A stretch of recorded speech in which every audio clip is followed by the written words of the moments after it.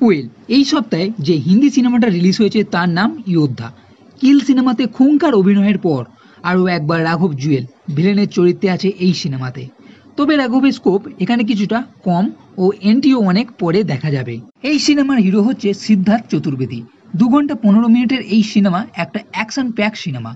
প্রথম দৃষ্টিতে এই সিনেমাকে একটা দেশভক্তি টাইপের সিনেমা মনে হতে পারে, কিন্তু বাস্তবে তা নয়। এটা একটা আন্ডারওয়ার্ল্ডের ডাক মাফিয়া ও একজনের রিভেঞ্জের কাহিনী। অ্যাকশন প্যাক সিনেমা তো বলা হচ্ছে, তবে সব মিলিয়ে এই সিনেমাতে মোট 5টি থেকে 6টি অ্যাকশন সিন আছে আর ক্লাইম্যাক্সে কিছু। সিনেমার প্রথম 30 মিনিটের পরে তবে আমরা অ্যাকশন সিনের দেখতে পাবো, এবং এরপর কিছু কিছু সিন ছাড়াই অ্যাকশন সিন দেখা যাবে। তবে এইসব অ্যাকশন সিন দেখে খুব একটা খুঙ্কার বলে মনে হয়নি। এর আগে আমরা অন্য সিনেমাতে যে অ্যাকশন সিন দেখেছি তার তুলনায় এটা কিছুই নয়।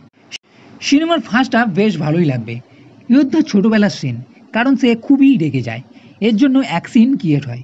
বড় হয়ে যাওয়ার পরেও তার এই রেগে যাওয়ার ভাব আছে, যার জন্য সে জেলেও যাচ্ছে, যেখানে অ্যাকশানের সিন আছে, এবং যে নায়িকা তার এন্ট্রি হয়। সব কিছুই বেশ তেজের সঙ্গে আগে এগোবে, এবং সেকেন্ড হাফের পর থেকে সিনেমা কিছুটা ঢিলা হতে শুরু করবে। জমাট ভাব ফার্স্ট হাফে যেমন দেখা যাবে সেকেন্ড হাফে তেমন নেই।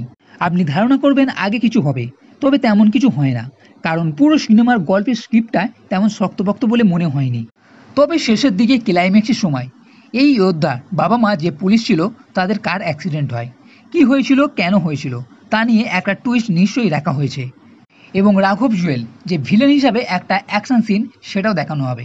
তাই মনে হয়েছে এই জিনিসটা যদি না রাখা হতো তাহলে পুরো সেকেন্ড হাফটাই দেখার মতন কিছুই ছিল না।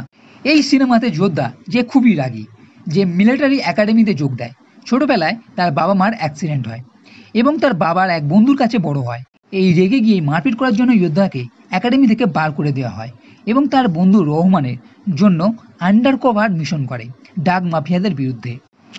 এই ডাক মাফিয়ার ফিরোজ, তার ছেলের চরিত্রে আছে রাঘব জুয়েল, এবং একটা ড্রাগ কনসাইনমেন্টকে নিয়েই আগে ঘটনা দেখানো হবে, কারণ সেই কনসাইনমেন্ট গায়েব হয়ে গেছে। এখানে কিছু টুইস্টও দেখা যাবে, তবে সেগুলো আন্দাজ করা যায়। এই সিনেমা অ্যাকশনের জন্য দেখা যেতে পারে, তবে পুরো সিনেমা আমার তেমন ভালো লাগেনি। একটা এভারেজ সিনেমা লেগেছে, যার জন্য যোদ্ধা সিনেমাকে মাত্র 2টো স্টারই দেওয়া যেতে পারে। তো বন্ধুরা, এই ভিডিও যদি ভালো লেগে থাকে তাহলে লাইক করো, কমেন্ট করো, শেয়ার করো, আর এই চ্যানেলটি সাবস্ক্রাইব করতে কখনোই ভুলবে না। এই ভিডিও দেখার জন্য ধন্যবাদ।